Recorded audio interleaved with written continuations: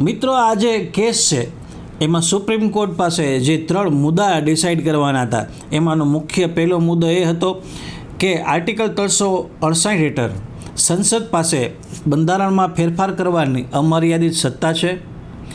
બીજો મુદ્દો હતો કે સરકાર કે સંસદ છે, પાર્લામેન્ટ છે, એ બંધારણમાં સુધારા કરી અને નાગરિકોના મૂળભૂત અધિકાર છે એને નાબૂદ કરી શકે, મૂળભૂત અધિકારોને છીનવી શકે।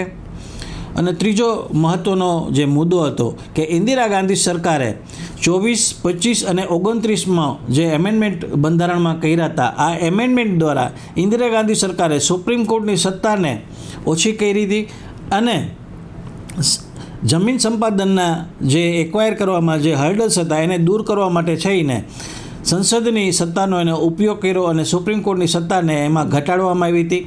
તો આ જે સુધારા કરવામાં આવ્યા છે એની માન્યતા છે એ ચકાસવાનો મુદ્દો છે એ સુપ્રીમ કોર્ટ સમક્ષ આ કેસમાં હતો। એટલે આ 3 મહત્ત્વના મુદ્દા સુપ્રીમ કોર્ટે ડિસાઇડ કરવાના હતા। મિત્રો, આ કેસમાં બંને પક્ષે ખૂબ જ જોરદાર દલીલો કરવામાં આવી હતી। એમાં જે કેશવાનંદ ભારતીજીના કેસને રિપ્રેઝેન્ટ કરતા હતા ભારત દેશના દિગ્ગજ વકીલ નાની પાલખીવાલા સાહેબ, અને સામે સરકાર પક્ષે HM શિરવઈ અને નિરેન ડે જેવા ધુરંધર વકીલો હતા।